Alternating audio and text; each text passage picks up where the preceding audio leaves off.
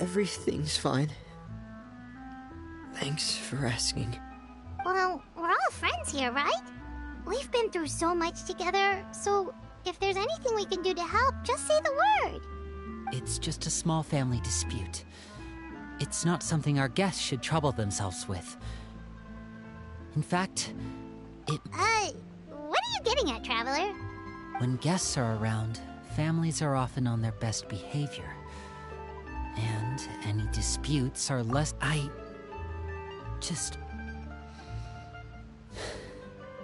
Thank you. I was really hoping to keep you out of it. But even if I could think of some other reason to turn you away, I'm not sure I could convince you. I know things could turn dangerous, so I promise you this. From now on, I'll protect you like my life depends on it. Me too. Well, back to the matter at hand then. If we don't plan on handing Clairvy over to Father, then our only other option is to solve the mystery of her identity before Father is able to track her down. That means finding out where she came from and what she's doing here. Then we can send her on her merry way and pretend like none of this ever happened. I've tried that already. And? And... nothing. I tried taking her somewhere really far away, but... after some time, she just reappeared. She even came with us all the way to Poisson. It seems like wherever the house is, she follows. I don't know much about spirits. Do you two have any ideas? Let's see here. Paimon remembers hearing something like, if you fulfill a spirit's last wish before they died, they'll let go of whatever's keeping them here and return to the ley lines. Oh, it's just that Paimon doesn't really remember where she heard that, so it's not guaranteed to work or anything. Well, sounds like it's worth a shot. Guess that means we should go ask her about her wish. But first, Fremine, I need you to promise me something. What is it? I need you to promise me that this will stay between the two of us. We're the masterminds behind this whole thing. No one else gets involved. Can you do that for me? Of course. I promise. All right. Then let's seal the promise just like when we were kids. Fist bump on 3. Ready? 1, 2, 3. I swear.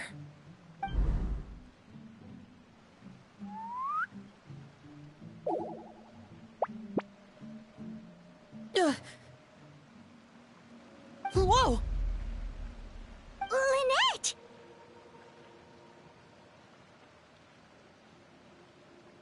But what a surprise! What brings you here, dear sister? And, when exactly did you get here?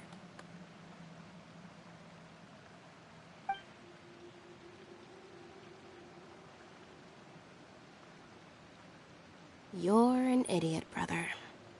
And you too, Fremine.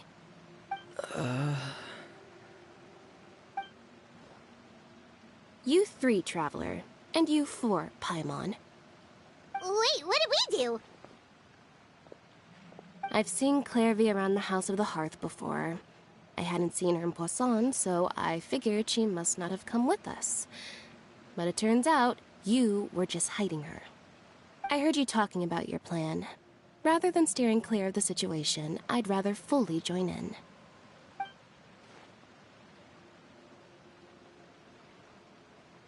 If you don't agree, I'll have no choice but to report everything back to Father. Simple as that.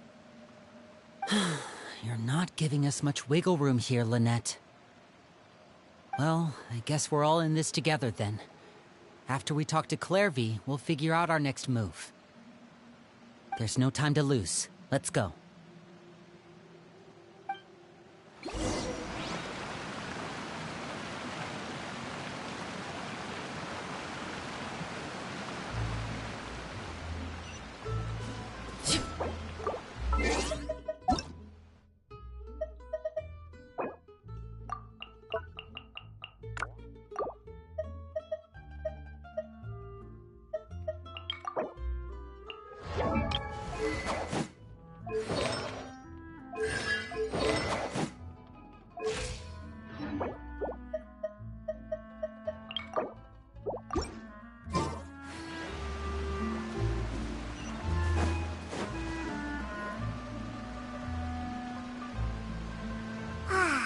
I'm full. Thank you for bringing me this food, you guys. She said she's full, but the food doesn't look like it's even been touched.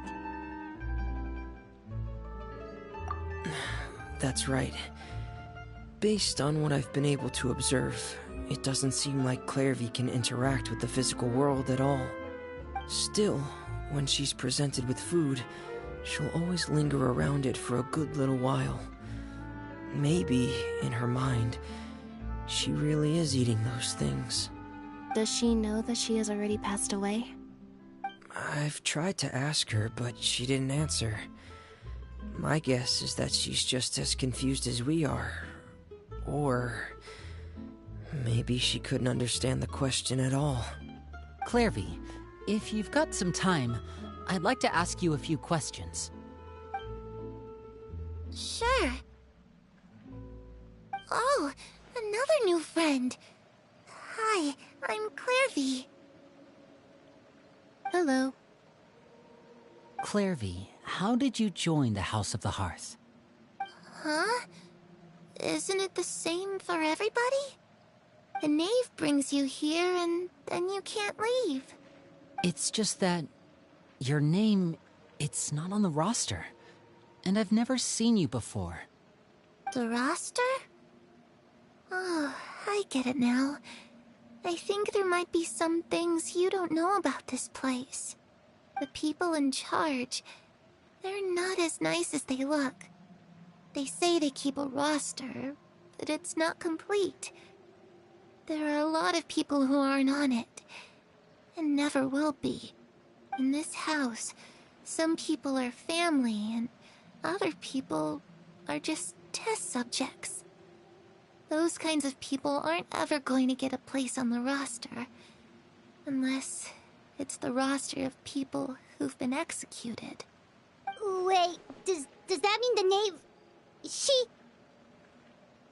Is there anyone that can vouch for you? Perry.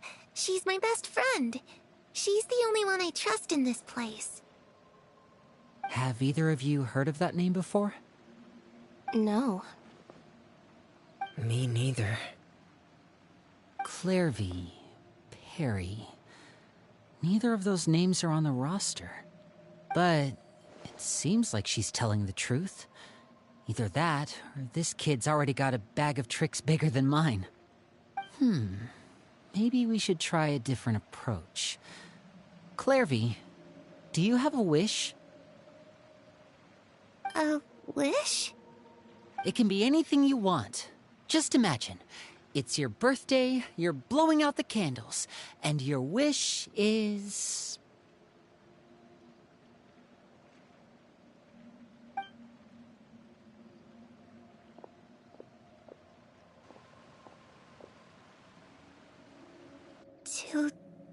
To go outside, where the sun can find me.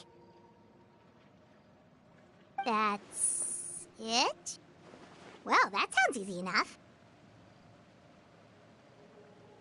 The darkness in the house runs deeper than you can imagine. No one can get out alive.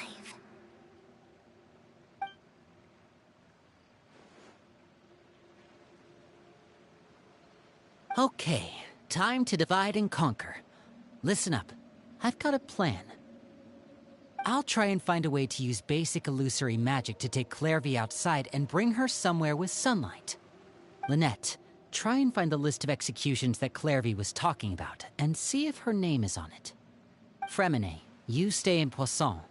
We can't be the only ones who've had run-ins with Clairvy. I need you to collect intel on everything she's said and done. Understood. I'll try my best. What about us? What should we do? I really appreciate your willingness to help, but this is a family matter. I don't want to drag you in too deep. It's too risky. Let me think. Since Father considers you to be guests, maybe you could stick by her side for a little while.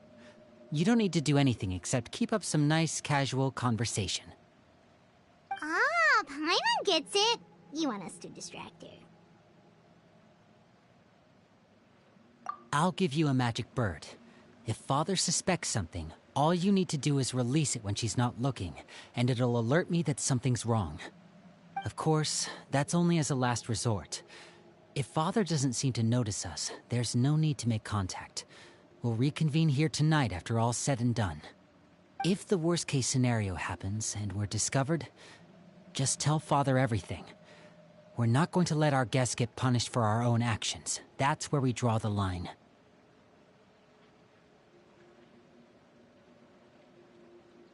You too. Okay, this is where we part. Father should be at the beach nearby.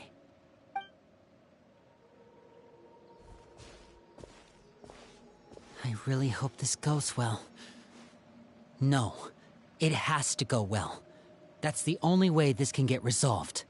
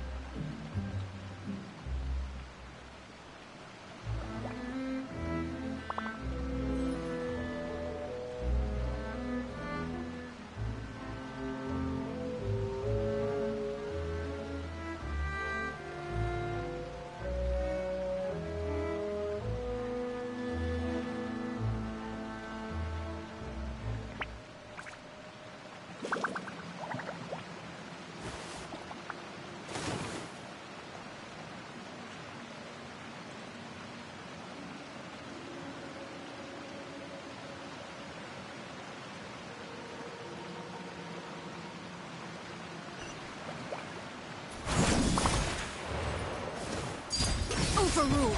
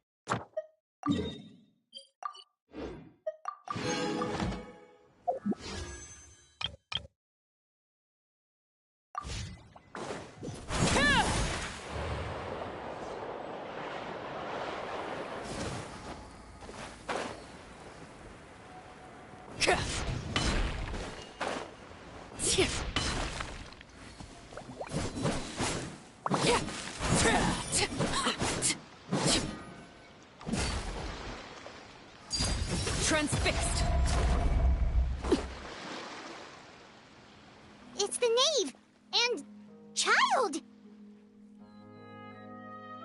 Hey, aren't you supposed to be in Snezhnaya recuperating? What are you still doing in Fontaine? Oh, it's you two. I didn't expect to run into you here. I was unconscious for quite a while after the fight in the Primordial Sea. After I woke up, I realized I was being taken back to Snezhnaya, and well, I couldn't have that now, could I? Not when I've still got unfinished business here in Fontaine. So, I mustered up all my strength and made the journey back on my own. What sort of unfinished business are we talking here? It has to do with Skirk, my master. I really wanted to meet up with her, but by the time I got back, she had already left. I still have so many questions for her. Without any other leads, all I could do was ask the knave to help me track her down. She must have left behind some traces from her time in Fontaine. Oh, okay, so have you found any clues? Unfortunately, no. While the House of the Hearth is adept at collecting all manner of intelligence, certain existences can still manage to escape our purview. Basically, unless Master feels there's a need to meet with me, she's not going to be found. But that problem has an easy fix. I just need to become stronger, and then... Paimon thinks you should focus on getting better first. The worst of it is over. It's all thanks to that one kid from the House of the Hearth. Elwar, I think her name was. She gave me a bunch of random potions to drink. They didn't go down easy, let me tell you. Pain and chills all over. But they really did help speed up my recovery. And that's good, because it looks like I really do have to head back this time.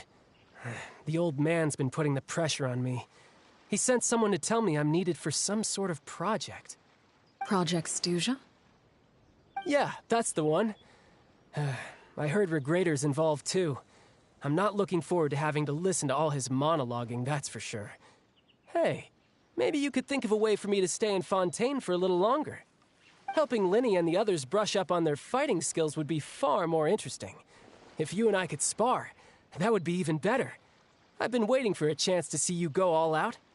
And what a sweet little daydream that is. But I also have a role to play in all this. I'll be leaving Fontaine shortly as well. Besides, considering how little they see fit to step outside the homeland, being called on to return to Snezhnaya by such illustrious dignitaries, what a great honor. Wouldn't you agree? One I could do without, I'd say. Is it just Paimon? Or does it kind of seem like they're... So, dear guests of the House of the Hearth, to what do I owe the visit? Right! We're super close to Linny and the others, but we still don't know much about you! Is that so? Introductions have already been made, have they not? Oh, well, you see? There's only so much you can learn about someone from a short introduction. At least tell us something a little extra, like... Why do you call yourself father? Huh, good question. I'd also like to know. The fact that you have to ask tells me our intelligence work has been quite successful. Telling you the answer to that question would only serve to undermine that success. And we can't have that, now can we? Spoken like a true diplomat. That was some expert sidestepping right there. Well, if there's nothing else, I think I'll take my leave. I still have a small matter to resolve at home. Wait, don't go!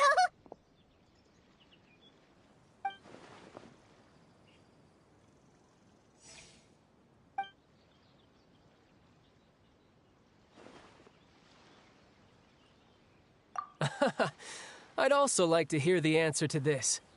I've met some of the members of your organization, and they all seemed like really good kids. They actually reminded me of Tonya and Tusser. Which, by the way, if you ever betray them, I'm just letting you know, I won't let you off easy. And why would I betray them? Well, you've already betrayed the House of the Hearth once, haven't you? At least, that's what I heard.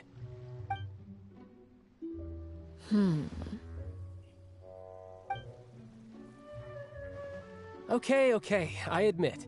That's just what the old man told me. The rooster, I mean.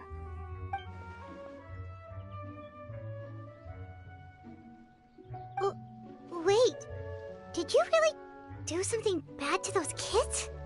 Never mind what I've done. I'm more curious as to what the mighty rooster had to say. Care to enlighten me? Well, nothing much. Just some stuff about you taking out many other members of the House of the Hearth, and even going so far to attack your own family. I see. Oh, based on your reaction, I'm guessing it's all a bunch of lies. Hardly. I don't appreciate his particular turns of phrase, but I suppose he didn't say anything untrue. Although, it would be more accurate to say that there is a certain level of prejudice involved, but I don't intend to clear that up just yet. Prejudice has a funny way of concealing the real truth behind certain things, an attribute that I find to be quite advantageous. Call yourself a Fontanian, for example, and people will assume all sorts of things, when the real truth is that this is simply the land where I was raised. Huh? You're not actually from Fontaine? But then why did you try to help out with the prophecy and everything? I was trying to protect the children born in Fontaine. Claiming that I myself was a Fontanian simply made it easier to operate. People would hardly suspect a fellow Fontanian of having any ulterior motives. Who wouldn't want to save their homeland, after all? The primordial sea wouldn't have any effect on me, but it would have caused great harm to the House of the Hearth. Well, you wanted extra information, didn't you? There you go. I hope that satisfied your curiosity.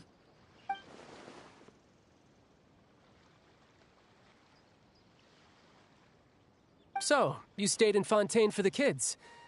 I guess I was wrong to believe you'd betray them. Apologies. Looks like I was holding on to some prejudices myself. Good. Like I said, I like it when others have misconceptions of me. Actually, while I was recuperating at the House of the Hearth, there was something else that really caught my attention. I heard that members always resolve disputes and arguments with a friendly spar, and the loser has to back down. Seems pretty cool if you ask me. Would also give them plenty of opportunities to hone their skills. Well, that's only a recent development. In the past, such spars weren't nearly so friendly. The losing party would lose everything, including their life. They were that high stakes? Whew, at least that's not a thing anymore. Well, the current atmosphere's not half bad. I'm a bit jealous, actually. You've got so many family members around you, and you even get to live with them. Having a lot of family around means dealing with a considerable amount of bickering and scheming. Once Tonya and Tusser enter their rebellious phase, I'm sure you'll understand. Just imagine. Tusser becomes obsessed with plucking out strands from the rooster's mustache, or Tonya decides to dye her hair 42 different colors. Okay. I get the picture.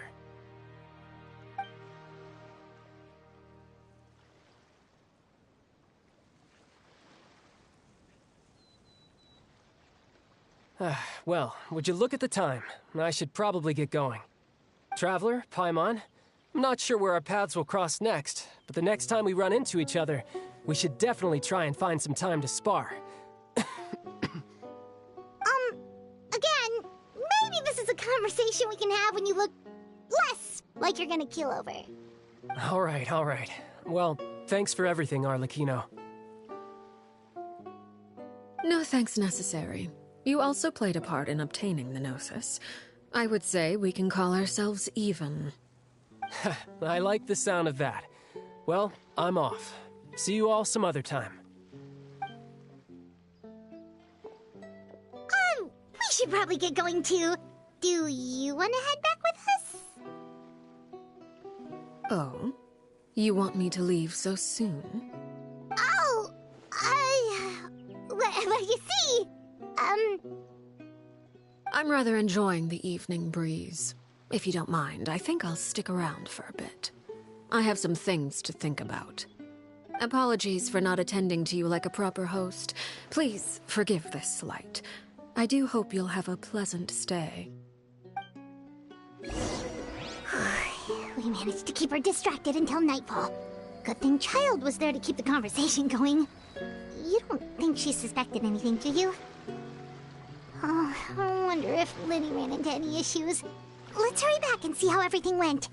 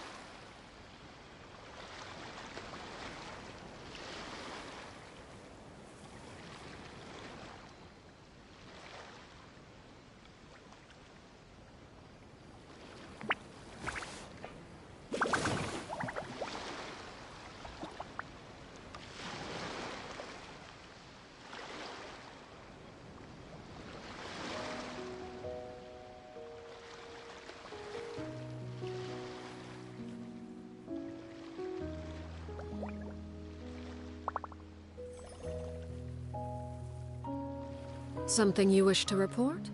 Go on. You have my undivided attention.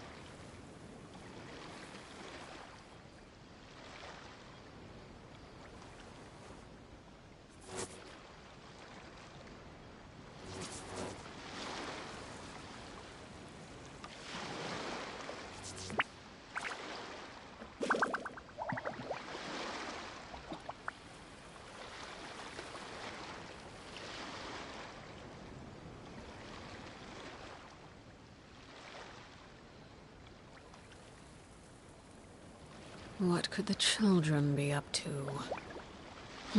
Never mind. Let them do as they please. Oh? You decide...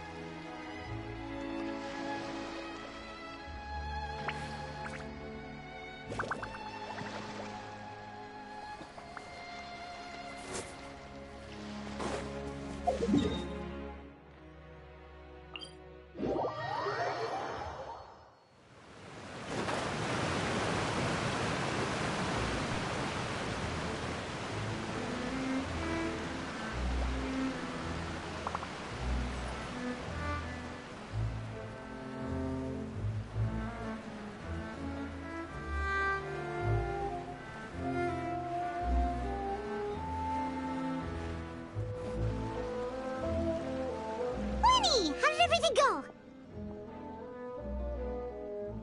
Well, long story short, we ran into a small issue. Clairvy can't go into the sunlight. Everything was fine at first. She followed me up to the surface just like I told her.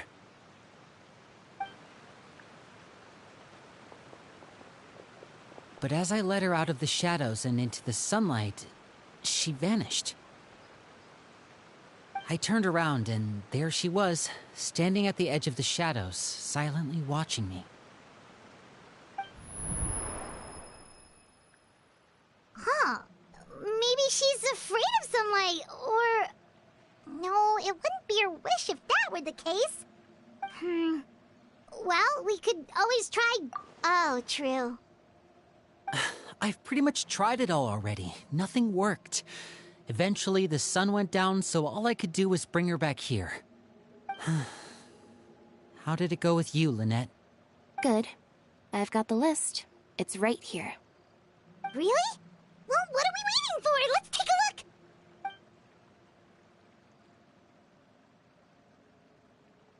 Oh, that's a lot of pages.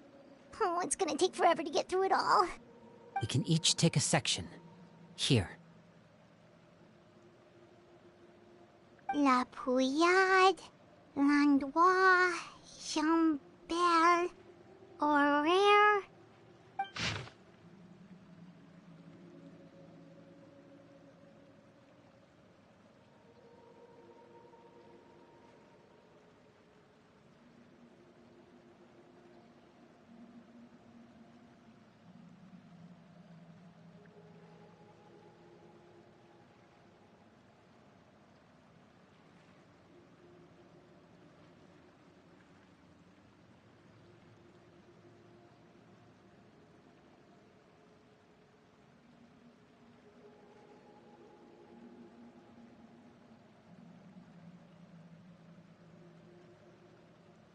Oh, yikes.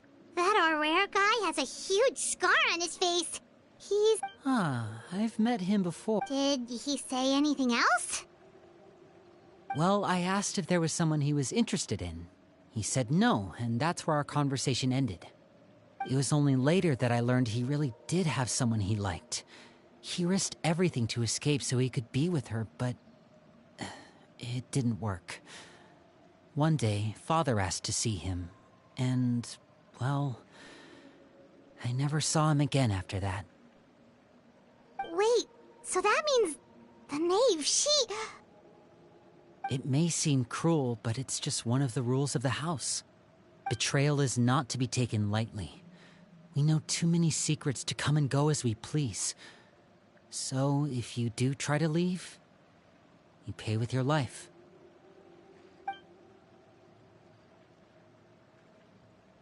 Her name's not here, huh? Well, that's not too surprising. It doesn't seem like this list is complete. It only contains records dating back around 5 years.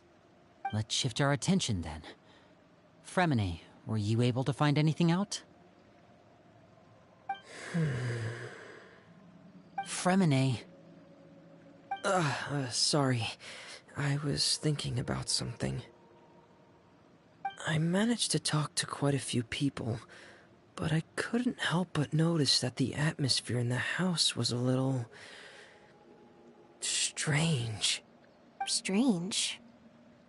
Yeah, I mean, I know there have been arguments in the past, times when people haven't gotten along. Chaplot and Filial are a good example of that. Oh, those are two of the people that we met while delivering supplies. Paimon can see how they might not get along. They had very different vibes, and their, interests seem to be pretty different as well. That's to be expected, actually. Father brought us all here, shared her knowledge with us, taught us how to fight. That's one thing we all share. But that's also where the similarities end. Not all of us feel the same desire to stay here. As members of the House of the Hearth, we're also considered part of the Fatui. And to a lot of people, that's an identity they never asked for. Certain members get older and realize they want something else for themselves. But considering the rules of the House, most people would never say that out loud. People like Chaplot and Foltz are loyal to Father and her vision. They're proud to be part of the Fatui. Filial and Nantoy, on the other hand, well, they aren't quite as enthusiastic. These kinds of conflicts have always been there. It's not like Father is in the dark about any of this. Well, that's true. But it just feels like things have gotten worse lately. Filial and the others, it seemed like they were meeting in secret to talk about something. I can't say for sure, but I think they've met Clairvy.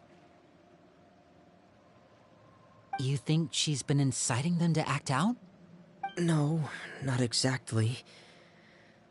But I wouldn't be surprised if she said something to them about the darkness in the house and how deep it runs. She's told me about it before. Experiments being run on children. People being used as pawns on the battlefield without so much as the strength to survive. And they just believed all that? Without any evidence? Clairvy's words probably gave them the excuse they were looking for. Whether they actually believe them to be true is secondary. This is all because of Project Stuja, isn't it? Whoa. Hold on a second. What's this Project Stuja all about, huh? This is the second time it's come up now. Sorry, but I'm not sure of the details either. I only know what Father has told us, which is that it's something the Rooster and Regrator have been working on together. Apparently, it has to do with the Fatui's strategic plan for the future. Because the House of the Hearth was so successful in obtaining the Gnosis, we now have the honor of playing a key role in Project Stuja. Wait, but isn't that a good thing? Key role is just another way of saying dangerous role. To us, the whole thing is an inconvenience. Father thinks so too, but she's in no position to refuse.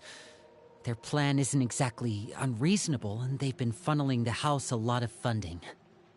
It's just that we'll lose a lot of members in the process. Participating in the plan, it's an honor in name only. What they're really trying to do is subdue us. The existence of an intelligence organization outside their control makes them feel uneasy.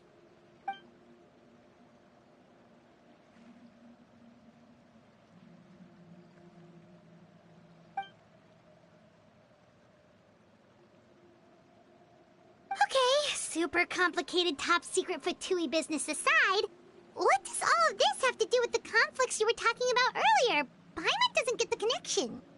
External pressure has a way of exacerbating internal strife. You can't overlook the power of fear either. People are afraid of dying, and that fear is often the impetus for a lot of stupid decisions. I thought resolving the Clairvy situation would make everything go back to normal, but it looks like things are more complicated than I thought. If we leave Filial and the others to their own devices, sooner or later, Father will be forced to take action. We can only focus on one situation at a time, brother. You're right. Even if we confront Filial and the others, it won't do any good. It might even make matters worse. We should focus on Clairvy for now. Well, it's getting late. We should head back and get some rest. We'll try again first thing tomorrow. Lynette, you stick with me this time. Fremine, keep a close eye on Filial and the others. Make sure they don't do anything they'll regret. Good work today, everyone. Have a good night, and I'll see you tomorrow.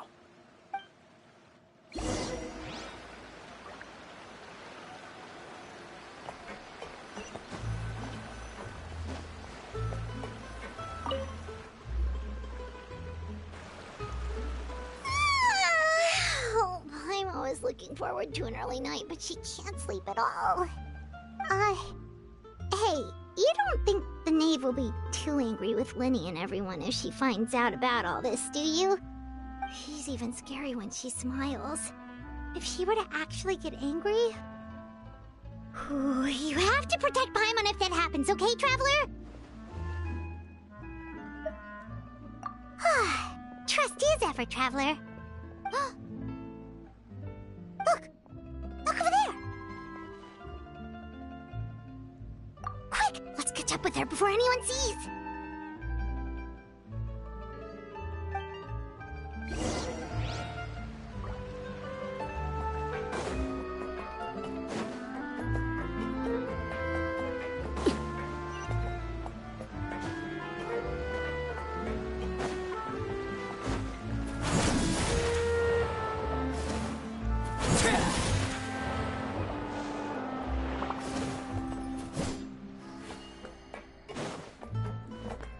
Over there!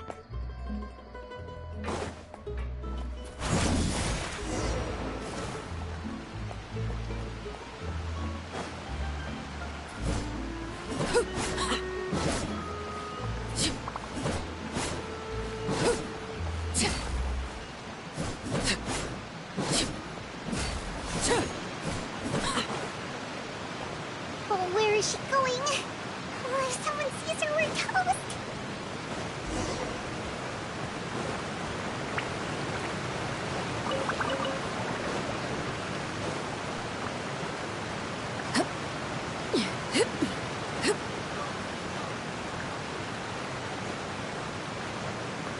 Oh, look! She stopped!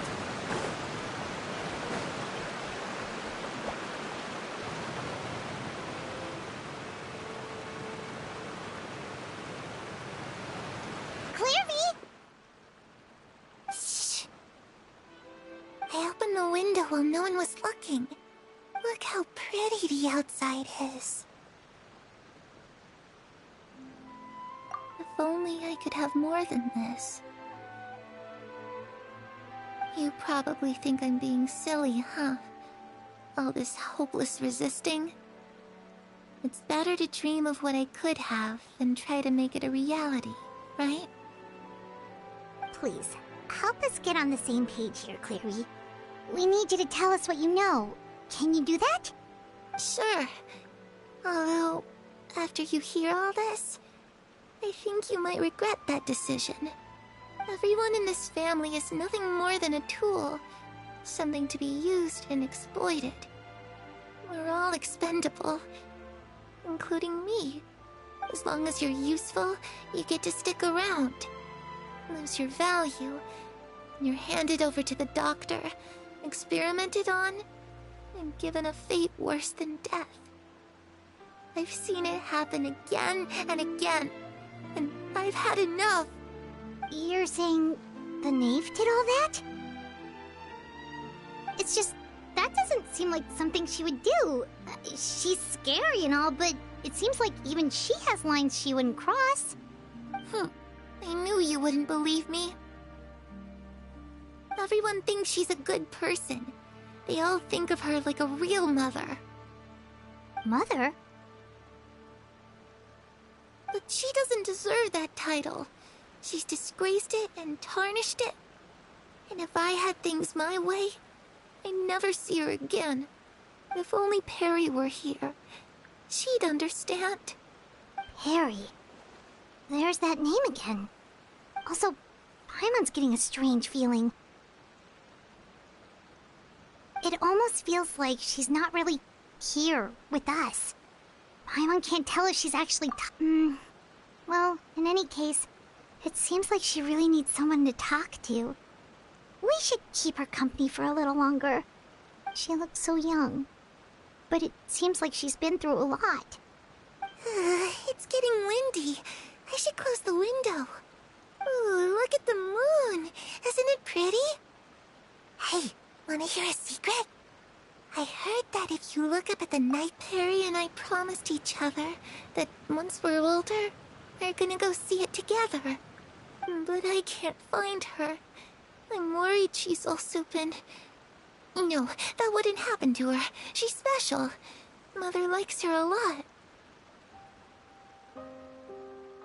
We should really go talk to Mother, but we just fought.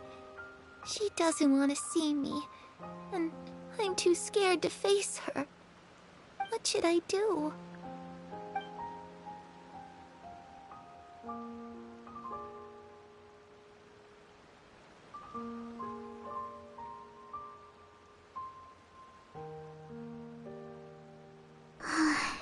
Paimon really doesn't understand what's going on with her. Well, let's head back. We've got an early morning tomorrow.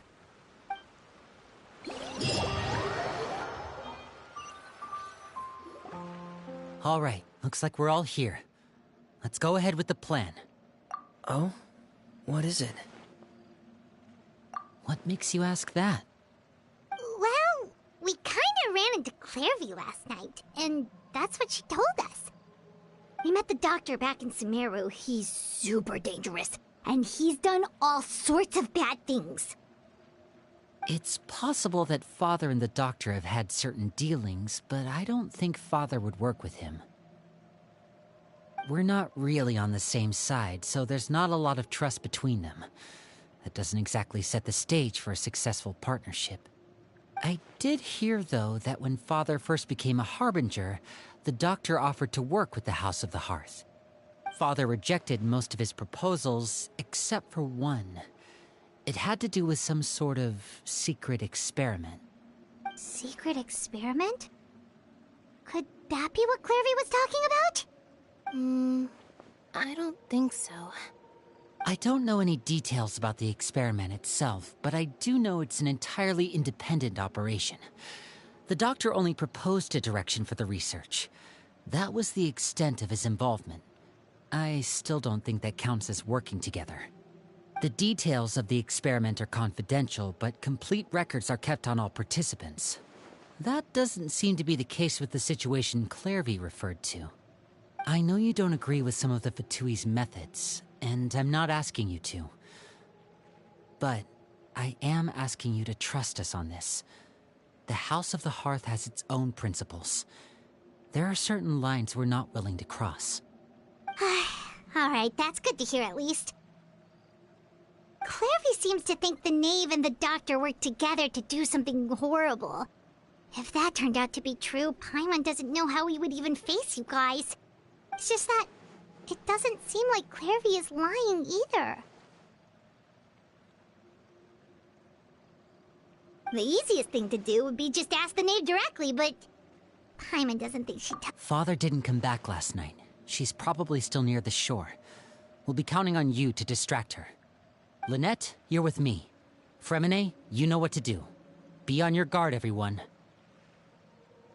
All right, let's get to it.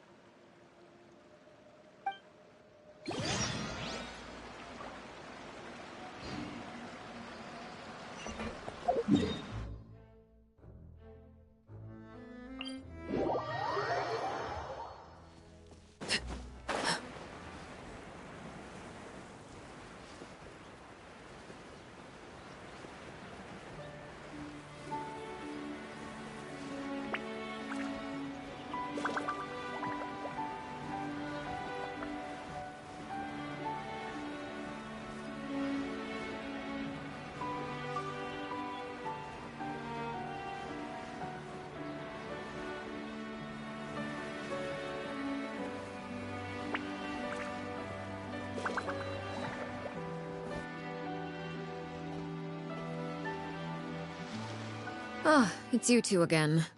I must say, you look a bit pale. Did you have trouble sleeping last night? A little. Perhaps if you had less on your mind, you'd be able to absolve yourself of such troubles. So what are you planning to do now? Catch up on some sleep? Or should I give you some time to rack your brain for a topic to discuss before I ask any questions?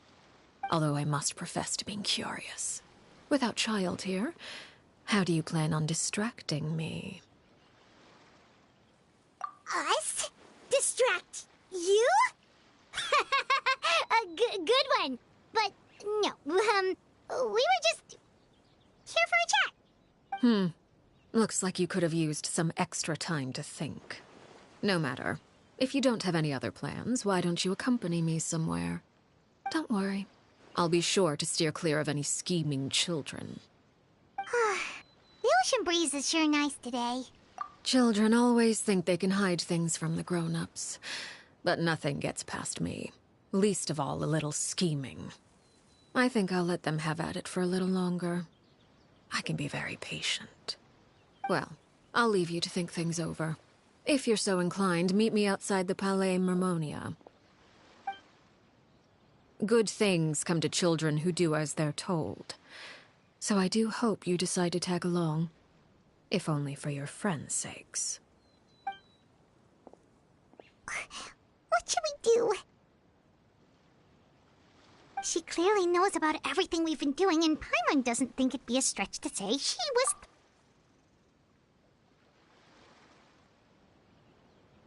Oh, good idea. Hopefully he sees it in time. Well, we should probably head to the Palais Mermonia.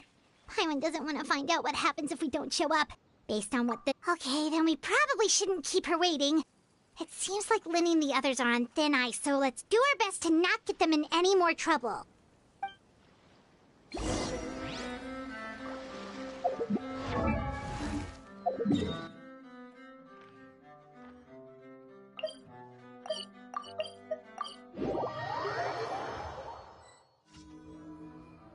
Seeing as we still have some time before my meeting, we might as well enjoy some pleasant conversation while we wait.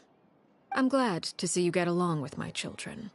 Being surrounded by good companions is necessary for a child's development. You're not planning on doing anything to them, are you? I assume you're referring to Linny, Lynette, and Fremine. Although, there's that situation with Filial and Nentoy as well. It appears quite a few people have been acting out lately. No matter. I'm not one to discriminate. All those who betray the house meet the same fate. There are no exceptions. Does that mean you're going to kill them? Oh, are you here to beg for their lives? I'm sorry to disappoint, but the rules of the house change for no one. In my organization, everyone is responsible for their own actions. But don't you care about them at all? They really respect you. They even call you father. You must feel something for them. Any organization in which feelings come before principles is one destined for ruin. The House of the Hearth is hardly an exception. You could say our principles are more stringent than most. Perhaps I can offer you this consolation at least.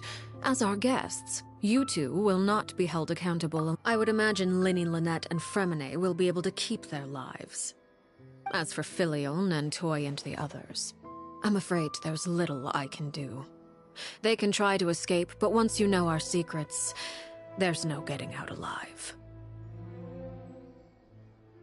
But that's awful. Ah, you seem concerned. Out of consideration for my guests, I suppose I could turn a blind eye for a little longer. If Linny and the others manage to dispose of Clairvy in the meantime, all evidence of their wrongdoing will be lost. In that case, I could hardly punish them for something I couldn't prove. If their efforts are unsuccessful, on the other hand, all will be held accountable. Of course. Oh, and here, I believe this belongs to you. Do try and keep better track of it next time. It takes a considerable amount of time to train a bird like this. It would be such a pity if you were to lose it. permanently. Wait, where did you get that? Well, I'm afraid that's all the time we have to chat. Now, for the matter at hand. I asked you to meet me here because I have business at the Palais Mermonia. It has nothing to do with you, but I think it would be prudent for you to stick by my side for the time being. There will always be time later to run off and tell Linny what you've learned. Well, time to go. Looks like we wrapped things up just in time.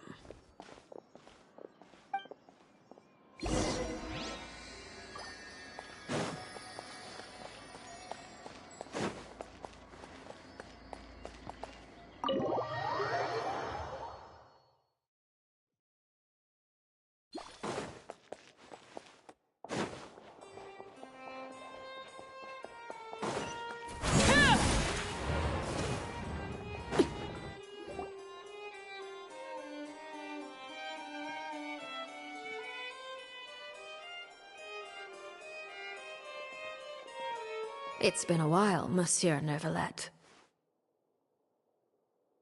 I must say, I wasn't expecting my meeting request to be approved quite so quickly. The Palais Mermonia operates with an efficiency worthy of admiration. It is only right that an esteemed diplomat such as yourself should be afforded the proper level of respect. Although, if I may speak plainly, I must confess that I did not anticipate we would have the occasion to meet again after presenting you with the Gnosis. I see you brought the Traveler and Paimon with you as well.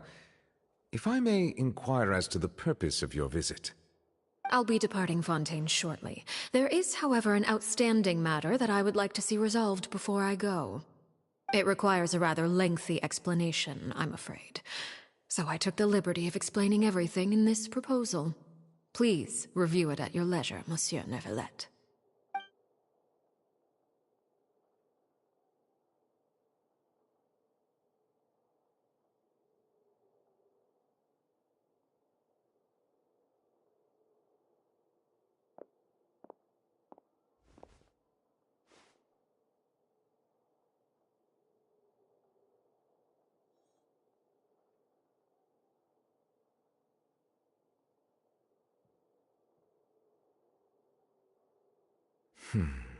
I understand your request. However, at the risk of causing offense, I must admit that I fail to see why you would wish for such a thing. I heard you have a certain fondness for water tasting, Monsieur Neuvillette, so allow me to use water as an analogy. A family is like a large body of water with countless rivers flowing in and out. As someone who watches over this system, I would hope that each river that flows from the source will eventually reach the ocean. Of course, objectively speaking, I know this is impossible. Most of the rivers will dry up along the way, disappearing into the ground and leaving nothing but a barren riverbed behind. Not all rivers are destined to reach the ocean, but I would not see their existence rendered meaningless. I believe the water that flows within them is simply meant for a different destination, like a field in need of irrigation. Or perhaps the glass of a certain water-tasting enthusiast. Did you get any of that? Your words paint an optimistic picture indeed. Allow me to remind you, however, few among us are willing to sip from a glass filled with tainted water. It may have been tainted at one point in time, but not to worry. I'll make sure it's strained of all impurities and returned to its cleanest form.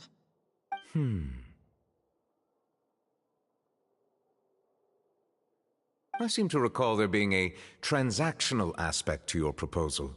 Perhaps you could expound on that? If you accept my proposal, Monsieur Neuvillette, I will gradually withdraw my forces from Fontaine. And, unless absolutely necessary, I will no longer carry out any special missions within Fontaine. I presume I can take your words to mean that, in the future, cases similar to the Tartuffe assassination will cease to cross my desk? Tartuffe? Ah, that thief who embezzled funds from all those charities, you mean? My deepest condolences to his family, but without any evidence, I cannot imagine how the House of the Hearth might have been involved in his passing. Of course, if you accept my proposal, Monsieur Neuvillette, I'm sure certain measures could be taken to reduce the frequency of such troubles. You choose your words carefully indeed. In that case, I am inclined to accept your proposal. My thanks for your generosity, Monsieur Neuvillette. Well, with that settled, we should be going now. I took the liberty of bringing along 2 bottles of spring water from Snezhnaya for you to enjoy. I do hope I get the chance to hear your impressions. Perhaps at our next meeting, yes? Indeed. I trust you would not overlook your commitment in the meantime. All right, Traveler Paimon. Time to go.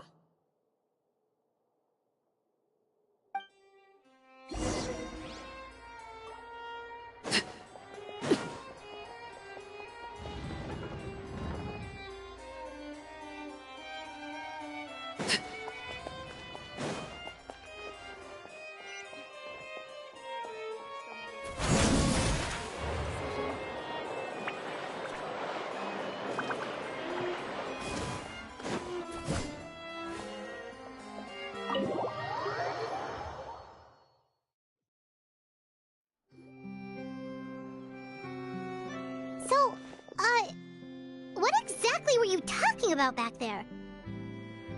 Paimon only heard you mention some rivers, a large body of water, and then some kind of irrigation scheme. You really want to know? I would imagine there might be more pressing concerns at the moment. Winnie, Paimon really hopes everything's going okay. Oh, Paimon recognizes that look. You've got your thinking cap on, don't you, Traveler?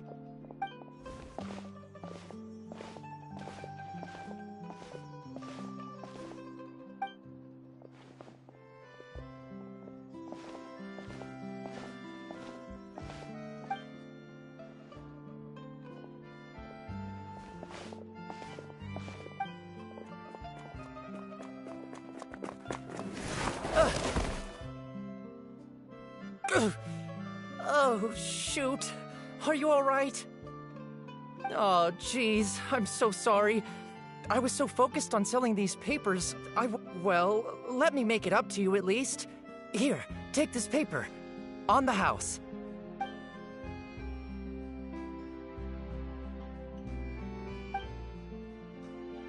Oh, you don't have to give us anything. Please, I want to. It's not like I'm short on supply. All the extras will be useless come tomorrow anyway. It's my fault, really. I was just trying to bring home some extra mora for the family, but I bit off more than I can chew. I haven't had many takers today, so I'm still swimming in papers. What's going on here? Nothing much. I just ran into your friend here on accident. I should probably get going, actually, so... Hold on. Of course, I'm happy to compensate you with mora, it's just... I don't have any on me at the moment. I'll take 3 papers. Here, your payment. Oh! Thank you for your patronage. May the Archons bless you with good fortune. If only I had the chance to run into such generous customers every day. I should probably just take on a smaller inventory though, right? I'm getting married soon, so sometimes it's hard to not get ahead of myself. Anyway, I should head out. Goodbye! Well, now that my affairs are settled, we should take the boat back to Poisson. We've even acquired some light reading to enjoy along the way. Actually, why don't we stick around for a little longer? Paimon just realized how hungry she is. She can't head back to Poisson on an empty stomach.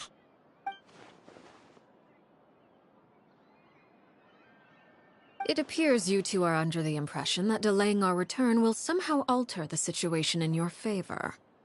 I'm sorry to ruin your fantasy, but your efforts are meaningless. That being said, I could be persuaded to give Linny some extra time. I just have one condition. If you agree to my request, I'll even answer some of your questions. You're quite curious about Clairvy, are you not? And my relationship to her. Wait, why are you being so generous all of a sudden?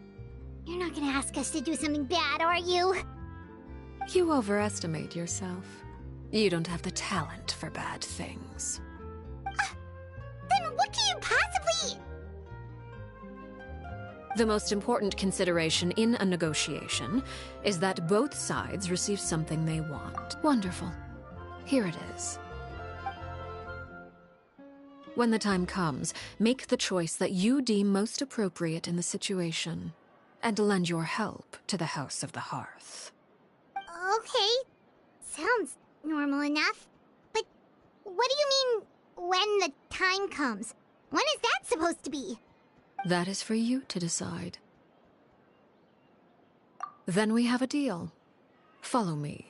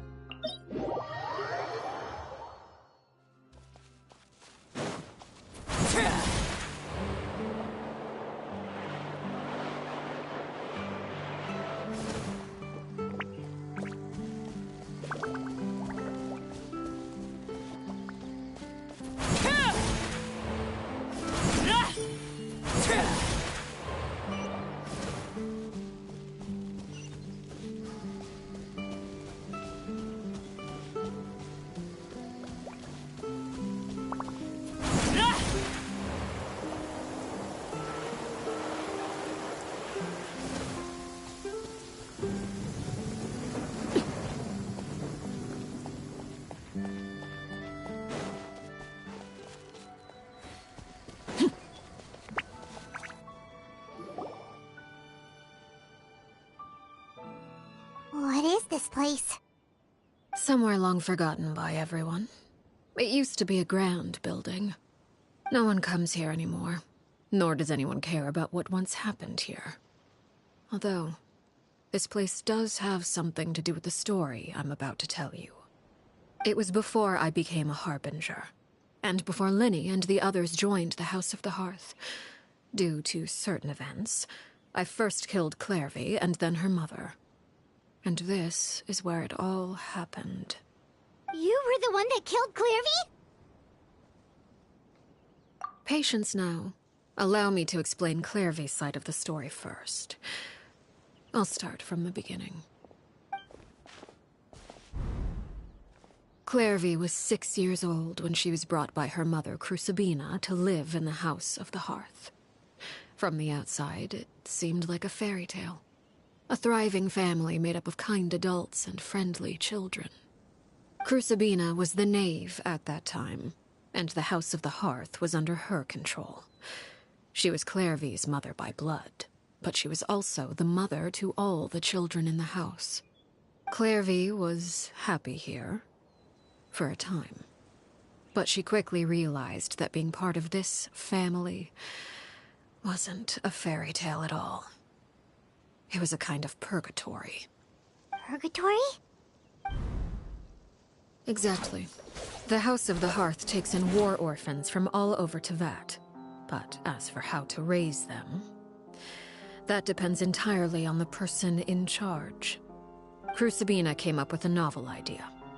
She would teach the children to fight, force them to duel each other, and then crown as the king of the house the child who proved themselves most worthy of inheriting her title. It's difficult to estimate the number of children who died or were maimed in the process. There's little I can say about the ones who died. The ones that emerged with permanent injuries, on the other hand, well, they still served a purpose. They would be handed over to the doctor to be experimented on, or sent away on dangerous missions. Nothing more than tools to be used and then discarded. So those were the experiments Clairvy was talking about. But what actually happened to her? You said that Clairvy was Crucibina's daughter, so if Clairvy tried to convince her to stop what she was doing, Crucibina probably would have listened, right? Despite being Clairvy's mother, Crucibina cared little for her daughter. She forced Clairvy to join the House of the Hearth only as a means to demonstrate her own impartiality as a mother. to prove that she treated all her children equally. Clairvy did try to convince her mother to change her ways, but it was to no avail. After her efforts failed, the only other option was to rise up and try to fight back. Unfortunately, the other children had already been thoroughly indoctrinated into the illusion of happiness Crucibina had created. Of course, there was one exception. Someone Clairvy's age, who knew the— Wait! The friend that Clairvy mentioned? Friend, huh? I suppose we can call her that for now. Clairvy was a cheerful and passionate person with a tenacious spirit. Peruere, on the other hand, was rather cold-blooded. Her cold-blooded nature allowed her to see through Crucibina's facade. Yet, it was also this cold-bloodedness that prevented her from acting against it. At least at first. While Clairvy longed for freedom, Peruere was convinced that, amid all the fighting and violence, she would make it until the end. Despite their differences, the two became fast friends, united by their knowledge of the truth. Clairvy told Peruere that she hoped to create a real family, where no one would be killed or sacrificed. There may have been a certain naivete to her ideas, but Clairvy proved her determination many times over. She tried countless times to run away, ask for help, or expose the truth. But her efforts only earned her beating after beating. The only thing that kept her going was her strength of will. Even with her body racked with pain, she would still stand on her tiptoes and open the window at night. She and Peruere would look out at the moon together, a fierce longing for freedom shining in her eyes. But one day that light simply vanished. Oh no. What happened? Her hopelessness resulted from a culmination of things. 10 years had passed. 10 years worth of failure after failure. She and Peruere weren't children anymore, but finding any chance to escape still seemed as hopeless as ever. It was during this time that Peruere suggested a new plan. If escaping was out of the question, why not take down the very person sitting on top of this throne of lies? Mother herself. Clairvy rejected that proposal. She claimed that, as a famous harbinger, Crucibina possessed an unimaginable amount of power. Trying to kill her would have an incredibly low chance of success. Clairvy never gave another reason, but Peruere could see it written all over her face. Clairvy still thought of Crucibina as her mother. Killing her own flesh and blood was a line she couldn't bring herself to cross. If she couldn't escape and fight back, then only one precisely. Death was the only way that she felt she could be free. It happened during a duel. When she arrived at the dueling ring that day, her partner turned out to be none other than Peruere, the very person that had stood by her side all those years. It was a fierce battle, but ultimately, Clairvy decided to let Peruere end her life. From that moment on, Peruere's journey was one written in flames. When the rain finally came and washed it all away, there she stood, the sole victor in Mother's endless game of slaughter. A trail of corpses strewn across her path to success. It was the very result she had predicted 10 years prior. Even then, she believed she would make it until the end. She wasn't surprised by the fact that she emerged as Mother's undisputed heir. Rather, her success left her with an inexplicable sense of restlessness. She was unsettled, and there was only one thing that could quell that sensation. Perhaps you two would like to take a guess. Crucibina, you mean? But...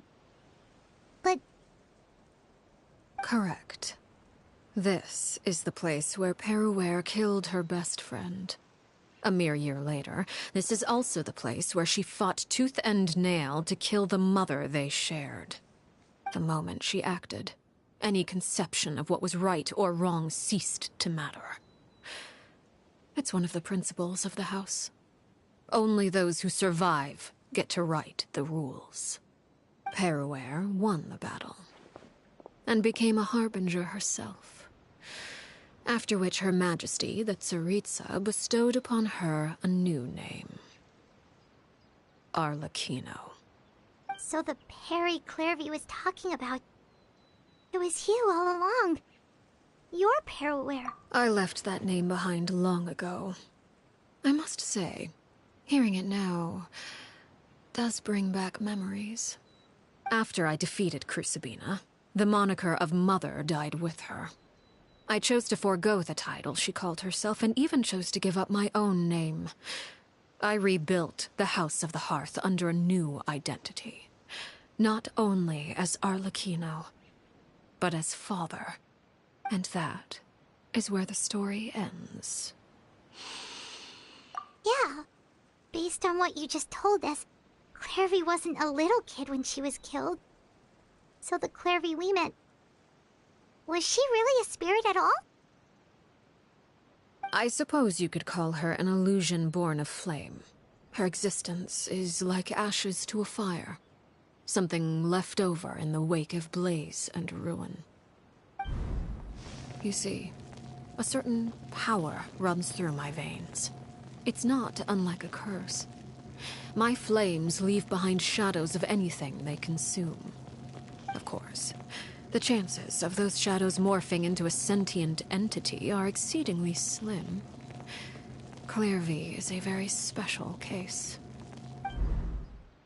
Clairvy died when she was 16 years old, but what emerged from the flames was her 6-year-old self. Her appearance wasn't the only thing affected. Most of her memories were lost to the blaze as well. Memory is a mysterious thing indeed. Losing a portion of your memories will alter your sense of self. Lose 10 years' worth, however, and it would be like living in the past. Like returning to a version of yourself that never grew up. No wonder Paimon got such a weird feeling when we were talking to her. Perhaps I should put it this way. Clairvy is someone trapped in time. It may seem like she exists with us in the present, but she truly lives in the confines of her own past. So if all of that is true, then you must have known about Clairvy for a long time. Indeed. She's a rather volatile and unstable entity. Sometimes she would look after the children. She's even saved some of their lives. But other times, she would hide from me and become obsessed with revealing the truth about the house to anyone who will listen. Shadows don't have the capacity to learn or grow. Any new information they encounter is quickly forgotten over time. Your attempts to expose Clairvy to sunlight. They failed, yes? The reason is actually quite simple. In Clairvy's mind, the house is impossible to escape, and it is this very perception that traps her there. But no matter. All I have to do is kill her again, and all will be resolved. I don't anticipate so much as a single speck of ash will be left behind this time. Wait! Paimon can understand why you might want her gone, but isn't there another way? So what if she's trapped in her 6-year-old self? She's still your friend! At least talk to her first! It's too late for that. She broke the rules, and now she must be punished. That goes for Filial and Nantoy as well. She's had quite the effect on them. I hope you understand the difference between Crucibina and myself lies in our formulation of the rules, not our policy for enforcing them. Upholding the rules without question is a trait we both share, because that is how a household should be run. Is this really what you want to do? Whatever could you mean? Don't you want to say a proper goodbye at least? Whether as a killer or as a father, there are two things that must be avoided at all costs: anger and sorrow. Anger makes you impulsive. sorrow causes you to waver. Well, it appears it's about time to proceed. Before we arrived, I told some of my well-behaved children to bring our troublemakers here by nightfall. I do believe I've kept my end of the deal. I gave your friends quite a bit more time. As for what happens now, we'll just have to wait and see.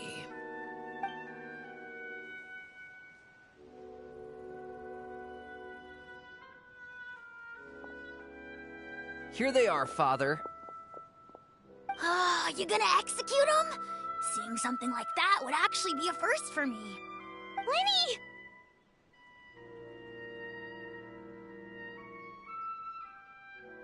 I'm sorry. I heard about how you helped buy us more time. But I still failed. I couldn't find a way to fulfill her wish. Huh? Are you... Perry? Indeed, it's been a while, Clairvy. Perry! Stay right there. I'm sorry to postpone our reunion, but first I believe certain scores need settling.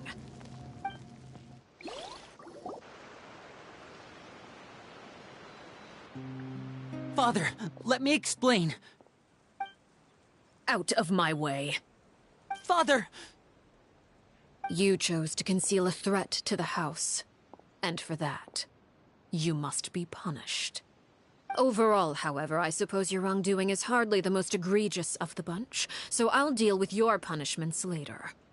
As for right now, the more pressing concerns are the traitors among us. By traitors? Do you mean us? Father, let me explain. We didn't mean to...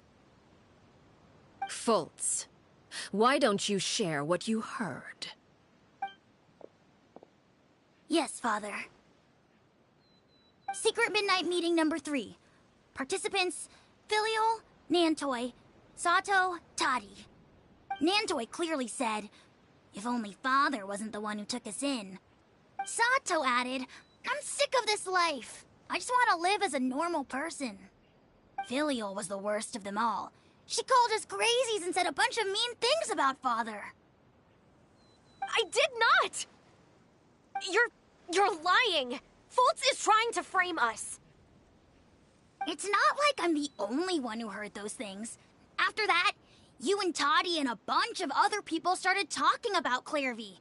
You were using all those things Clairvy brought up as an excuse to question Father. We're birds locked in a cage. The only way out is to destroy it. That's what you said, wasn't it? You little...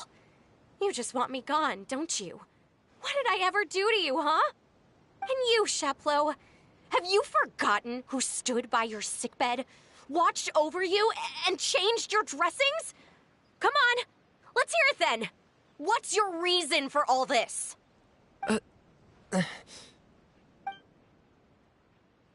You're wrong, Filial. We don't want you to die. You're our family. Liar. You wouldn't be doing this if that were the case. So why? Why have you backed us into a corner? We all live in the House of the Hearth. You know the type of work we do, Filial. A single betrayal can cost dozens of us our lives. It's not like it's never happened before. That kind of thing is hard to forget. That's why the House of the Hearth cannot tolerate any form of betrayal. Ever since we came to Poisson, you've had 7 secret meetings. A lot of the things you talked about really crossed the line. You've been spying on us for half a month? Wait a second. Now that I think about it, the move to Poisson was just a way to make it easier to spy on us, wasn't it? Because we were all in one place. You've had this planned all along. Filial, Nantoi, I'm sorry. I owe you both my life. I owe Clairvy too. If it weren't for all your help after I got poisoned, I wouldn't be standing here today. If this were any other situation, I would do anything to repay that kindness, even if it cost me my life. But rules are rules. I'm sorry. My hands are tied.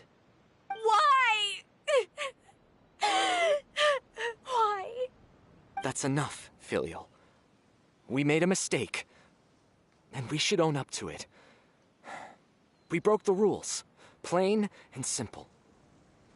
And now we have to face the consequences. I'm sorry, Chaplot. Foltz. I'm sorry, Father. We accept our punishment. Chaplot, according to the rules of the House of the Hearth, how should these traitors be punished? All those who betray the house pay with their lives. And so it shall be.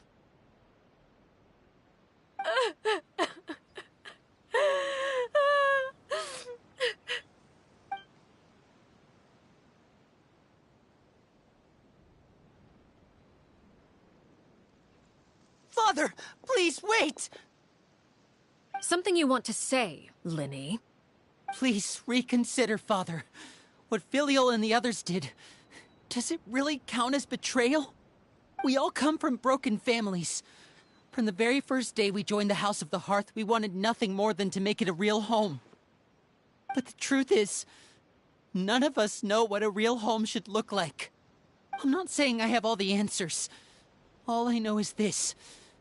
Killing Filial and the others may uphold the rules, but doing so will only bring us further away from being a real family than we've ever been. So please, Father, please reconsider. I agree with Linny. Father, please. Linny, you...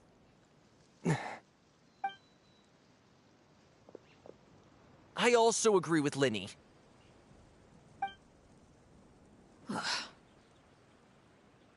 An order once given cannot be rescinded. However, given the extent of your determination, I suppose we shall have to go about this a different way.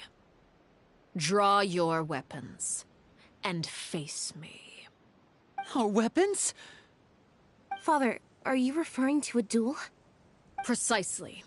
The rules of the house will not be altered. Traitors must be punished. However, resolving disputes with a duel is also one of our rules, one that also applies to me. Demonstrate a sufficient showing of strength, and I shall offer a concession. Wait. Beat Father in a duel? Impossible. Father is way too strong, even for Linny.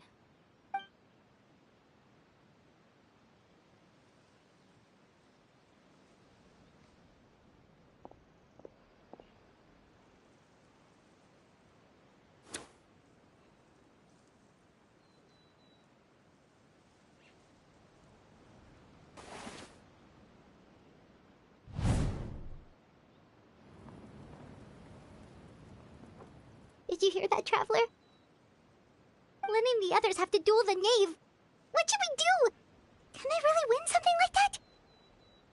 If they lose, those people from the house are really gonna be executed. Hey, are you listening?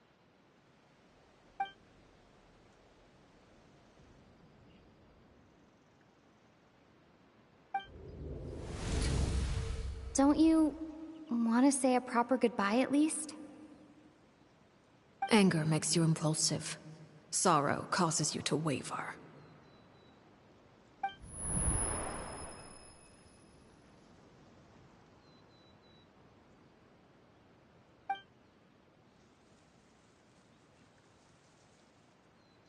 Oh, looking at that expression on her face, she seems really serious about this.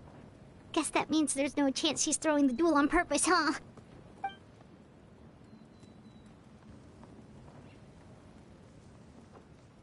When guests are around, families are often on their best behavior.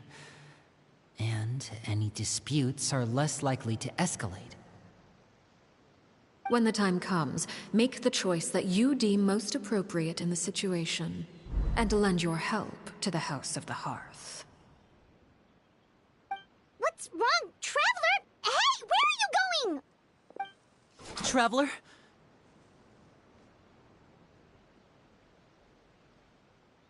You're asking to join the duel against the knave? I'll allow it. We do have a ready-made dueling ring at our disposal, after all. All I would advise is this. Keep a firm grasp on your weapon, and give it your all. Any less, and you may just lose your life.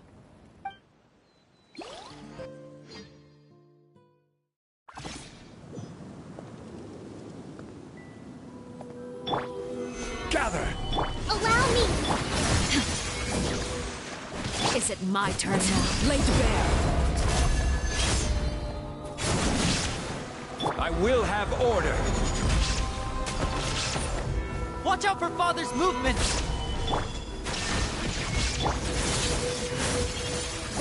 Is it my turn now? You shall perish!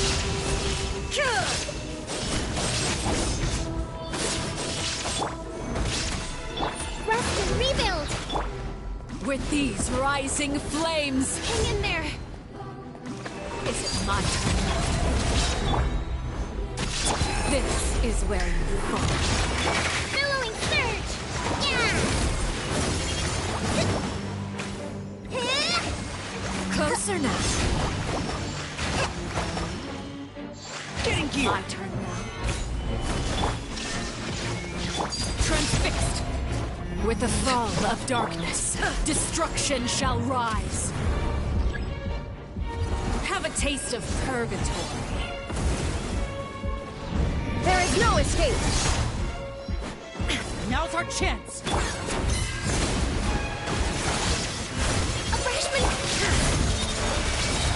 Illusion shattered! Inazuma shines eternal! Order guide you! Solidify! Lay bare. You alright?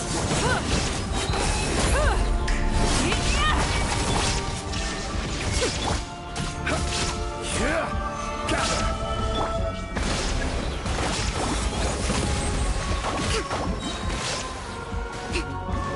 Shine down! Getting gear! Not bad. You've proven to be a worthy opponent after all. Not bad. You've proven to be a worthy opponent after all. The hearth! Who knows? Watch out for Father's movement!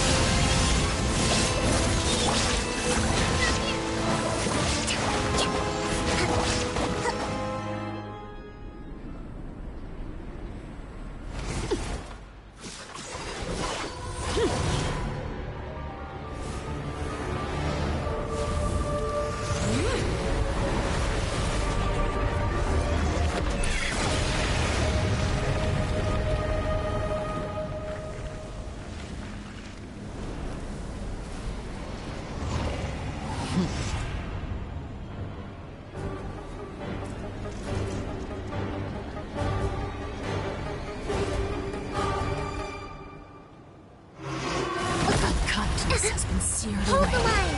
My There blade is no is all escape. that remains. Solidified! This is order! Watch out for Father's movements! Look out!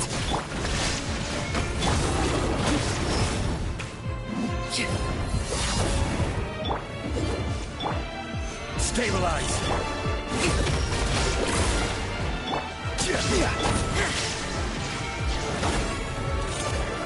Now's our chance! Over here!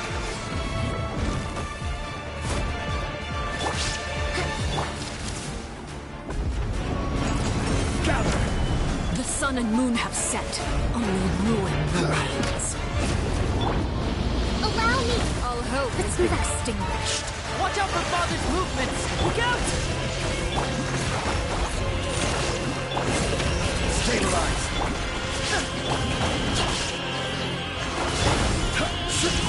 Illusion shattered! Now you shall perish!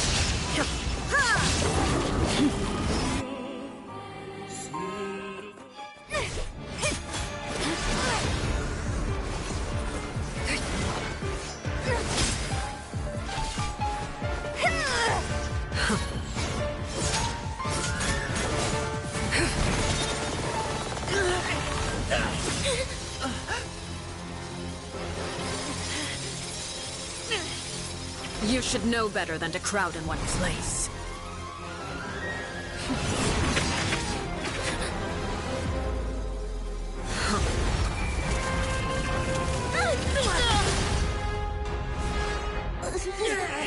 Oh, I know. No! I'm sorry, Father!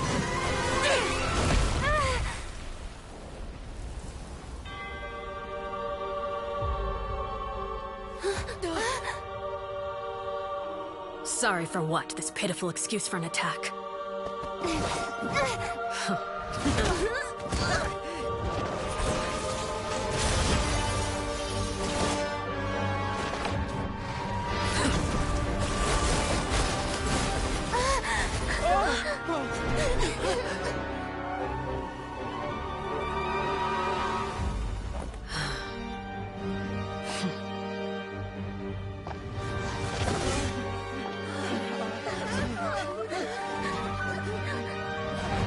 Father, no!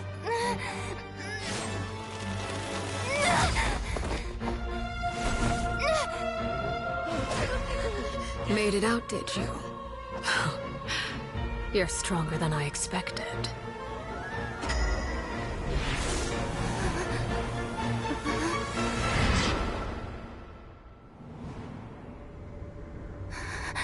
A crimson moon. I can't move.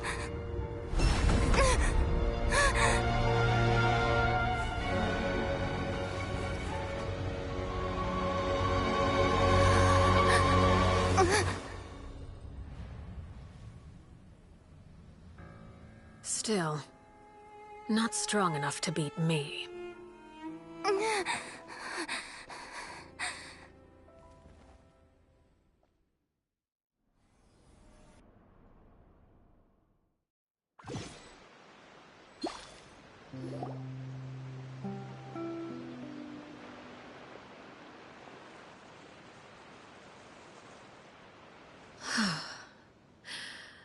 I believe we can end things here.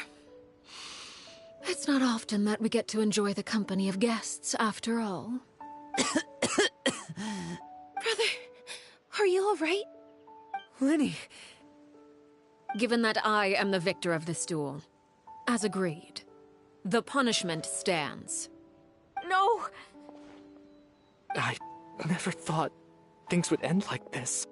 However, everyone involved in the duel demonstrated a remarkable level of strength and determination.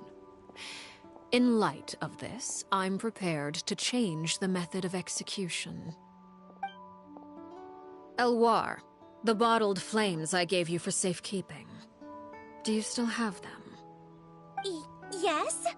I wasn't sure what they were for, but I've kept them super safe. I didn't lose a single one. Wonderful. Then, in just a moment, I'll have you administer them. Bottled flames? Indeed. They're the product of a secret experiment. Under certain special circumstances, flames can be extracted from my person and preserved. Once ingested, searing pain will spread across every inch of your body. No harm will come to you physically, but your memories will be burned away. If you can withstand the pain. When you awake, you'll have forgotten everything you know about the House of the Hearth, and will be expelled from the organization. In other words, administering this concoction will kill the version of you that grew up in the house, and give you a new identity.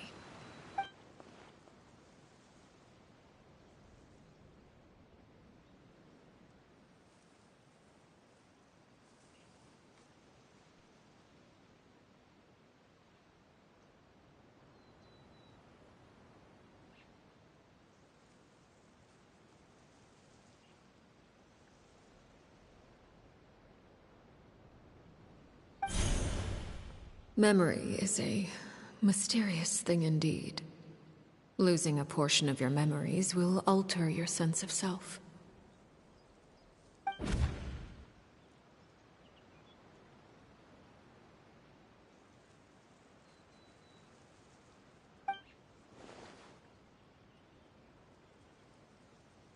So, you're just letting us go, Father? You misunderstand. Memories are extremely important. Once consumed by flame, the version of you standing before me will die, and our secrets will die with you. So no, I don't intend to just let you go, because the person who survives will be nothing but a stranger. Even so, I won't have to live in fear anymore. I'm sorry, Father. I'm sorry I let you down. But I really... Don't cry, Filial. You haven't left the house yet, so there are still rules to be followed, yes? Remember what I taught you. Anger makes you impulsive, sorrow causes you to waver. Don't let yourself be controlled by your emotions. Of course. I'll remember. Dry your tears, and go pursue the life you really want. Yes, Father. Chaplot, Foltz, Elwar. Take them back to Poisson. And bring Lenny and the others as well. I prepared 3 extra vials of bottled flames. As for whether to take them, the choice is yours. Goodbye, children. The next time we meet, I will no longer be your father. Thank you for all you've done for the house. I hope you have bright futures ahead of you.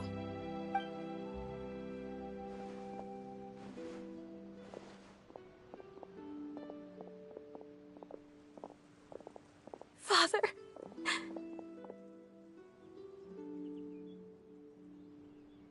Let's go.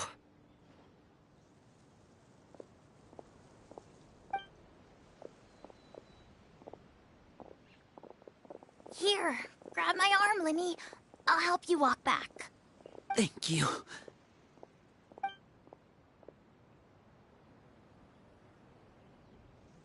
Clairvy.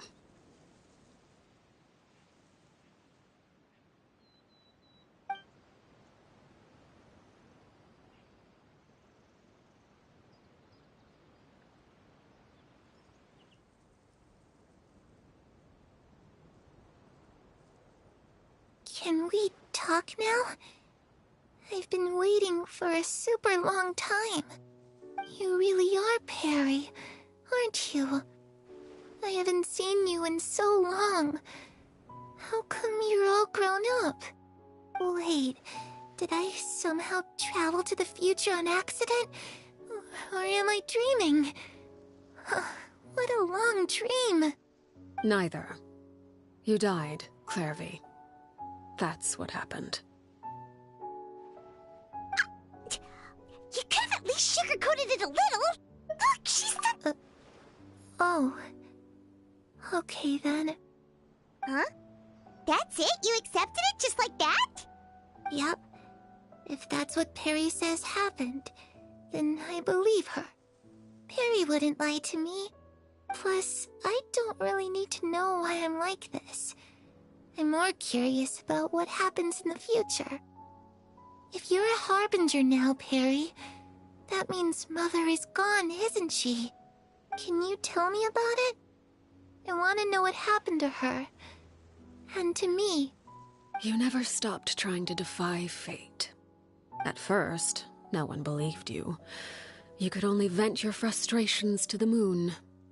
In fact, you often sought comfort in the night sky. You wanted to see the aurora, so one night we promised each other we would go to Snezhnaya to see it together. Later on, you tried to run away, but you were brought back each time. Mother spared your life, but it wasn't out of kindness. Instead, she decided to make an example of you by slowly torturing you over time. That way, the other children would know what happens to traitors. Still, you never gave up. Mother hoped that through ruthless duel after ruthless duel, she would be able to crown an ultimate victor among the children she raised. But you called on everyone to unite, to fight to a draw in order to reduce casualties. Your efforts may have only delayed the inevitable, but still. You gave them hope. You tried everything you could think of, but every attempt ended in failure. Still, You never turned your sword on Crucibina, and you never turned it on me. On that gloomy day, you told me, "For the last 16 years of my life, I've done everything I can to fight for freedom. But now, I realize that the only freedom I truly possess is the freedom to choose to die." I never imagined I would say something like that. I must have been feeling really worn down. But somehow, I still think I understand. According to Mother's plan, only one of us was going to make it until the end. And I always hoped that person would be you. If I could do it all over again, I still don't think I would make a different choice. Even when I first met you, I knew you'd be able to do what I couldn't. Is that so? Even now, I'm not sure I truly understand what kind of freedom you were trying to pursue. But as the head of the House of the Hearth, and as the children's father, I've tried to give them the most basic of freedoms. The freedom to choose their own fate. It's something I discussed with the Iudex of Fontaine. The children who want to leave the house will have their memories wiped clean of all secrets pertaining to the organization. In return, they will be allowed to live a normal life in Fontaine without being prosecuted for their past. Of course, I won't simply hand freedom to them on a silver platter. They have to fight for it and prove themselves worthy of it. Only freedom that is earned has true value. That's more than enough. That's exactly the kind of life I was fighting for. You know, Perry, I think you're a pretty amazing king, and a really great father, too. I'm really happy that you're the one who took over the house. I guess I do have one regret, though. I still haven't seen the outside world. Well, it just so happens that our dear guests over here have been to many nations and traveled to countless places. Perhaps they would be willing to tell you what the outside world is like. Really? Of course! We've traveled all over the place. We've got so many stories, we could probably talk your ears off for 3 days straight!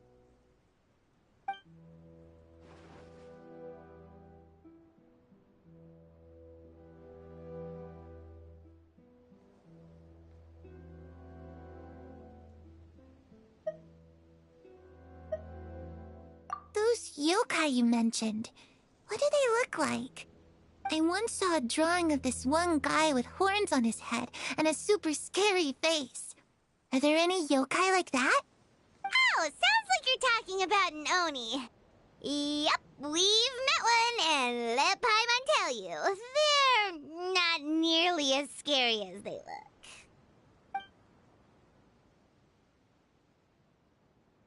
You know, I used to dream of being a bard. Playing the lute while singing into the winds of freedom. Even if there was no one there to listen, I would have continued to sing no matter what.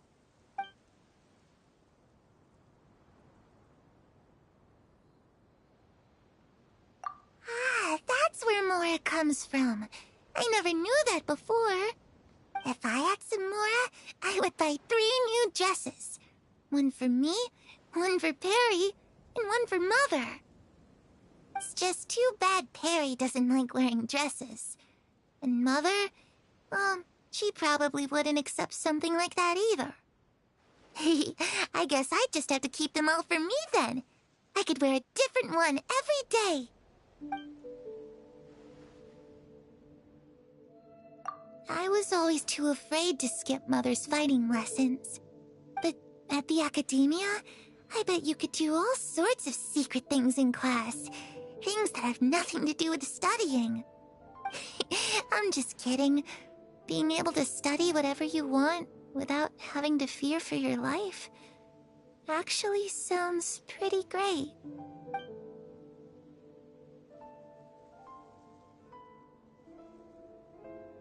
The situation was super dangerous. Lenny and Lynette were accused of committing a crime, and they were going to have to stand trial at the Opera Epicles. Oh no, that must have been hard for all of you. What happened next? Don't worry, we were able to turn the situation around super quickly, all thanks to Detective of course. How'd you do that? Come on, tell me. Okay, so it was like this. After the failed magic show, we rushed to the scene and...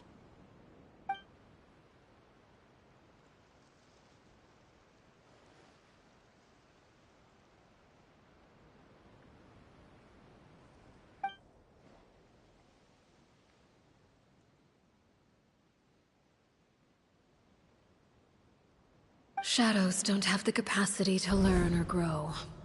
Any new information they encounter is quickly forgotten over time.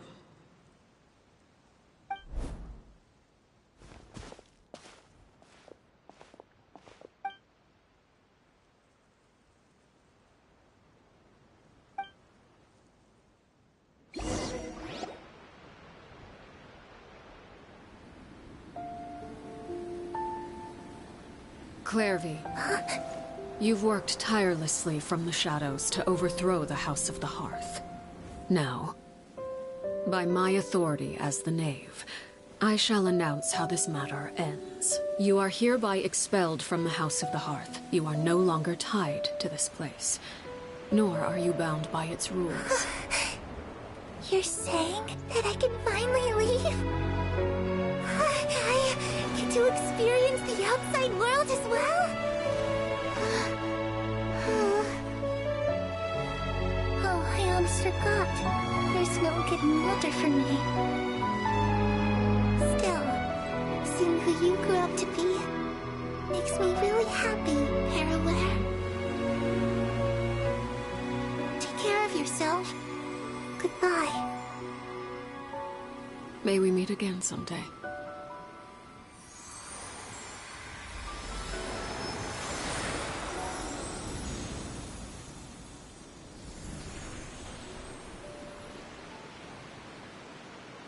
Clairvy. She left so soon. Paimon didn't even get to finish her story. I also have certain sentiments left unsaid. I wanted to tell her that the aurora I saw in Snezhnaya was just as beautiful as the ones in the pictures. But a shadow's memories reset at dawn. Had we delayed any longer, we wouldn't have had the time to say goodbye.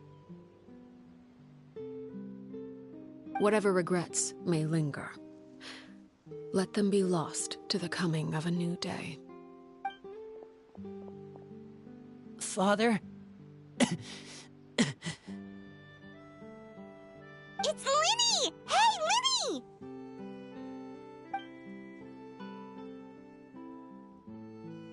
What is he doing back here? Let's go check it out.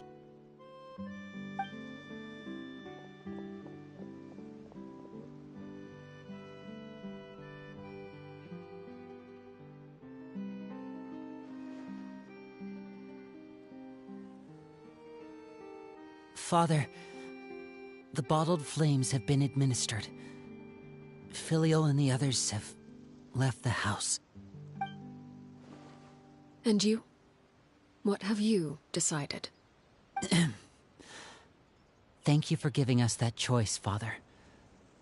But we never wanted to leave the house. It's the only home we've ever known. Lynette and Fremine feel the same way. They're recuperating back at the Hotel Bouffe d'été. But I decided to come back and tell you where we stood. I'm sure you're well aware of the expectations I have for you. I want you to follow in my footsteps and become the next king of the house. Yet you seem to have different ideas. I must admit, I'm rather surprised by your decision to stay. There's nothing wrong with choosing to live a quiet life. Leading this organization is a heavy responsibility, one not so easily carried by someone forced onto the throne. I just never understood what you saw in me. What made you believe I was deserving of that throne? You're brave, talented, and, most importantly, you cherish your family. You would do anything to protect them, even if it costs you your life.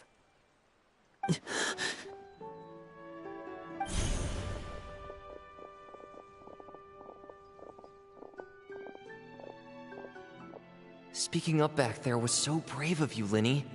It's all thanks to you that we were able to convince Father to back down. You're a hero, Linny. Hero. Father is the real hero. Had Father gone all out during the duel, there's no way I would have walked away with my life. She must have had it all planned from the beginning, from the very moment she suggested a duel. I'm not deserving of that title. I'm not strong enough or smart enough. You're wrong. In my opinion, all you need to be deserving of the throne is conviction and the necessary strength to act on it. We may have different ideas of what it means to be a family, but you can hardly be said to lack conviction. What you truly lack is strength. For someone of your talent, though, that's something that will come with time. Even without that strength, you still chose to face me in a duel, even though the odds were stacked against you. That capacity to honor your convictions is what I truly see in you. Father. No one knows what the future holds, what tragedy or triumph may be in store. Being at the head of this organization requires the strength of will to face whatever comes. Caution will only hold you back. If reaching a certain standard were required to go after what you want, I would never have succeeded in killing my predecessor. Back then, there was still a considerable gap between our abilities. Strength may decide the ultimate victor, but those who let a lack of strength dictate their decisions or undermine their convictions will never be worthy of the throne.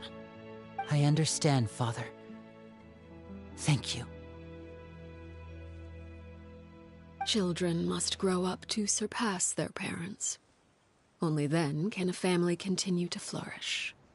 The road ahead is not an easy one, so I'll ask you one last time. Are you certain you want to stay? You've done so much for me, Father, and that kindness must be repaid. Plus, with Project Stuja at hand, there are many dangers ahead, and I, for one, don't intend to back down. Protecting my family at all costs. That's my conviction. Then you're welcome to stay. As for Project Stuja, you need not be too concerned. If those cowardly businessmen and heartless dignitaries try to take us down, I'm prepared to teach them a lesson. Having members who longed for the light was our organization's last weakness.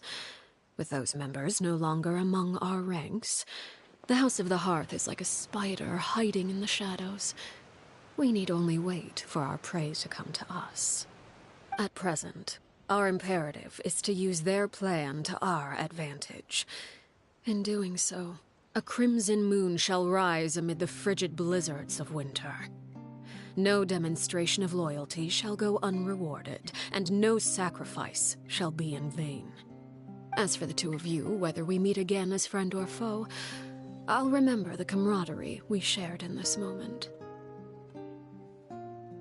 No matter how arduous the journey ahead, I hope we both reach our desired destination.